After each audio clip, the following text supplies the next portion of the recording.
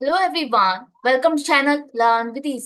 आज हम सॉल्व करेंगे dissolution of partnership firm chapter से question number 38 chapter 5 DK Goyal की बुक से class 12 accounts. Online classes online tuitions के लिए आप मुझे स्क्रीन पर दिए गए नंबर पर व्हाट्सएप कर सकते हो अपना नाम और क्लास। और आप अगर सॉल्यूशन ढूंढ रहे हो टीएस ग्रेवाल और डीके गोयल न्यू एडिशन के, तो चैनल के होम टैब पर क्लिक करो, आपको सॉल्यूशंस अपलोडेड मिलेंगे। पोस्ट सेक्शन में एमसीक्यूज मिलेंगे क्विज की फॉर्मेट में, और एमसीक्यूज के सॉल्यूशन से शॉर्ट सेक्शन। तो बहुत कुछ है चैनल पर, विजिट द चैनल। अच्छा लगे तो शेयर और सब्सक्राइब जरूर कर। क्वेश्चन नंबर 38 में दो पार्टनर हैं ए और बी, जो फर्म को डिसॉल्व करना चाहते हैं, और डिसोल्यूशन के टाइम पर इन दोनों की कैपिटल के बैलेंसेस, क्रेडिटर्स और कैश एट बैंक, ये चार चीजें दी है। साथ में ए ने फर्म को लोन दिया है, लाइबिलिटी है फर्म के लिए 20,000।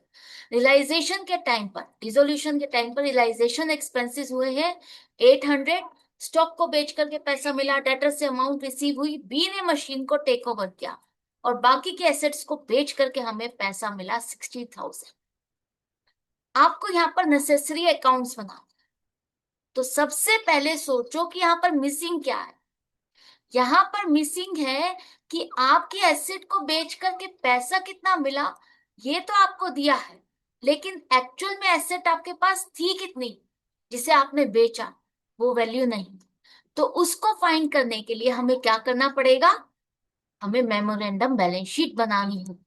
तो memorandum balance sheet before dissolution क्या स्टेटस था वो हमें फाइंड करना है। तो लाइबिलिटीज में कैपिटल ए की, बी की कैपिटल, उसके बाद क्रेडिटर्स 25,000, और जो आपने ए से लोन लिया है वो है 20,000। कैश एट बैंक हमारी एसेट है 2,000। अब लाइबिलिटी साइड का टोटल है 1,45,000। हमें पता है बैलेंस शीट में जितनी लाइबिलिटीज उतनी ही एसेट होगी।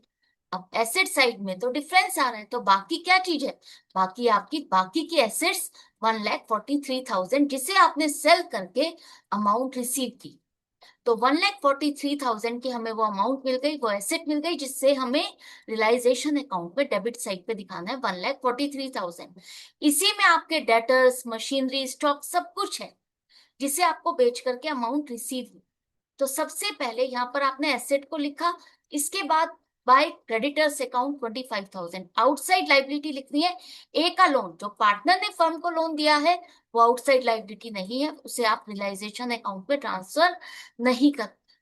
इसके बाद एसेट्स को बेच करके जो हमें अमाउंट मिला वो हम दिखाएंगे क्रेडिट साइड पर बाय बैंक अकाउंट। अब यहाँ पर आपका बैंक है, इसलिए हम बैंक अकाउंट के थ्रू ही पैसा रिसीव करेंगे। सबसे पहले स्टॉक 40,000, डेटर्स 30,000, अदर एसेट्स 60,000। कितने की थी हमें उससे मतलब नहीं है, टोटल हमने लिख लिया है 1,43,000।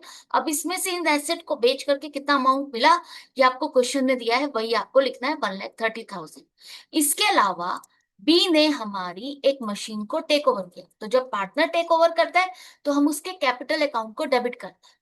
मान के चलते कि इसने अभी इसकी पेमेंट नहीं की, इसकी पेमेंट हमें इससे लेनी है, तो हम इसके कैपिटल अकाउंट को ही डेबिट कर देंगे। तो 20,000 हमने यहाँ पर दिखाया।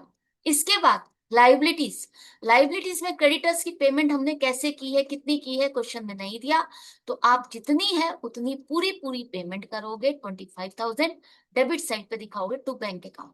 इसके अलावा realisation expenses 800 to bank account के थ्रू। अब लास्ट में आपका जितना बैलेंस बचा वो आपका प्रॉफिट या लॉस होगा। मतलब अगर क्रेडिट साइड का टोटल ज्यादा है तो प्रॉफिट होगा, और डेबिट साइड का टोटल ज्यादा है तो लॉस होगा। हमारा यहाँ पर क्रेडिट साइड का टोटल ज्यादा है, तो हमारा प्रॉफिट है 6,200 का, जो कि हम दोनों पार्टनर्स में प्रॉफिट शेयरिंग रेशियो में डिस्ट्रीब्यूट करेंगे। आप कहोगे यहाँ पर प्रॉफिट शेयरिंग रेशियो तो दी ही नहीं। तो अगर क्वेश्चन में आपको प्रॉफिट शेयरिंग रेशियो नहीं दी, तो इसका मतलब है इनके बीच में कोई म्यूचुअल अंडरस्टैंडिंग नहीं है, कोई एग्रीमेंट नहीं है प्रॉफिट शेयरिंग रेशियो को लेकर के। तो उस केस में हम पार्टनरशिप एक्ट के अकॉर्डिंग इक्वल पार्टनर्स लेके चलेंगे, तो 1:1 प्रॉफिट शेयरिंग रेशियो के हिसाब से दोनों को प्रॉफिट में इक्वल शेयर मिलेगा, 3,100 3,100, जो कि हम इनके कैपिटल अकाउंट में क्या करेंगे, क्रेडिट करेंगे। तो यहां पर हमें इक्वल करने के लिए कहाँ लिखना है, दोनों साइड का टोटल इक्वल करना है तो हम डेबिट साइड पे लिखेंगे to profit transfer to A's capital account B's capital account 6200 and लिखो टोटल। एक चीज पूरी हो गई, रियलाइजेशन अकाउंट। इसके बाद आपको बनाना है एज लोन अकाउंट। आपको पता है ना डिसोल्यूशन में एक पर्टिकुलर सीक्वेंस को आपको फॉलो करना है, उसी सीक्वेंस में आपको अकाउंट बनाने, आगे पीछे नहीं करना। रियलाइजेशन के बाद आउटसाइड लाइबिलिटीज की पेमेंट के बाद आप पार्टनर के लोन की पेमेंट करते हो। तो लोन जो फर्म ने लिया है पार्टनर से, फर्म के लिए लाइबिलिटी बाय बैलेंस पीडी 20,000। अब इसकी आप डायरेक्टली पेमेंट दिखाओगे टू बैंक अकाउंट 20,000, अकाउंट हो गया क्लोज। नेक्स्ट आपका आता है partners capital account. Partners capital account में सबसे पहले क्रेडिट साइड पर दोनों पार्टनर के कैपिटल के बैलेंसेस लिखो बाय बैलेंस पीडी 60,000, 40,000। इसके बाद बी ने मशीनरी को टेक ओवर किया था, तो टू रियलाइजेशन अकाउंट मशीनरी और बी के कॉलम में लिखोगे 20,000। जो प्रॉफिट है रियलाइजेशन अकाउंट का दोनों के लिए फायदा, तो इन दोनों के अकाउंट में क्रेडिट करोगे बाय रियलाइजेशन अकाउंट 3,100, 3,100। और एंड में जो आप बैलेंस है दोनों का पेमेंट करनी, क्योंकि फर्म क्लोज हो रही है तो जो भी इनके कैपिटल के बैलेंसेस है हम फाइनली पे करेंगे। तो क्रेडिट साइड का टोटल माइनस डेबिट साइड का, ए को हमें पेमेंट करनी है 63,100 और बी को करेंगे हम 23,100। एंड में लिखो टोटल, पार्टनर्स कैपिटल अकाउंट भी बन गया। लास्ट में आपको बनाना है बैंक अकाउंट। बैंक का बैलेंस है इसलिए बैंक अकाउंट बनेगा। तो सबसे पहले टू बैलेंस पीडी 2,000 जो हमारे पास बैलेंस शीट में बैलेंस है। इसके बाद एसेट्स को सेल करके जो हमें पैसा मिला वो दिखाएंगे टू रियलाइजेशन अकाउंट 1,30,000।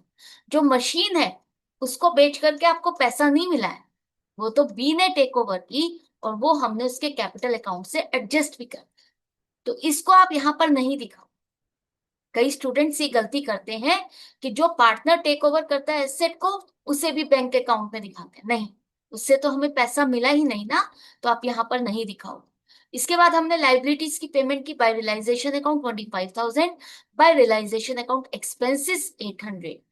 उसके बाद आपने क्या किया था, ए के लोन की पेमेंट की थी 20,000 और लास्ट में हमने दोनों पार्टनर के कैपिटल के बैलेंसेस की पेमेंट की। A's capital account 63,100 by B's capital account 23,100। अब दोनों साइड का टोटल मैच करना चाहिए। डिसोल्यूशन के केस में बैंक का बैलेंस नील आना चाहिए, जीरो, तभी आपका क्वेश्चन करेक्ट माना जाएगा। अगर आपका कोई बैलेंस आ रहा है, डिफरेंस आ रहा है, तो इसका मतलब आपने कहीं ना कहीं मिस्टेक, जिससे आपको चेक करना पड़ेगा। अब हमारा तो बैलेंस मैच कर गया तो हमें तो फुल मार्क्स मिलने वाले। तो क्या आप इसी तरह से प्रैक्टिस कर रहे हो? क्या आपको वीडियोस अच्छी लग रही हैं, हेल्पफुल लग रही हैं? तो लाइक का बटन जरूर से प्रेस करना, फ्रेंड्स में शेयर करना, और हम मिलेंगे आगे की वीडियो में आगे के क्वेश्चन के साथ। आपका हर एक लाइक और कमेंट मेरा मोटिवेशन है, मेरे लिए एक मोटिवेशन है कि हाँ, मैं जो कर रही हूँ वो आपको हेल्प मिल रही है उससे, और मैं आपके लिए और बेटर करती जाऊँ। तो मिलते हैं इसी तरह से सीखते समझते हुए next video. Goodbye and take care.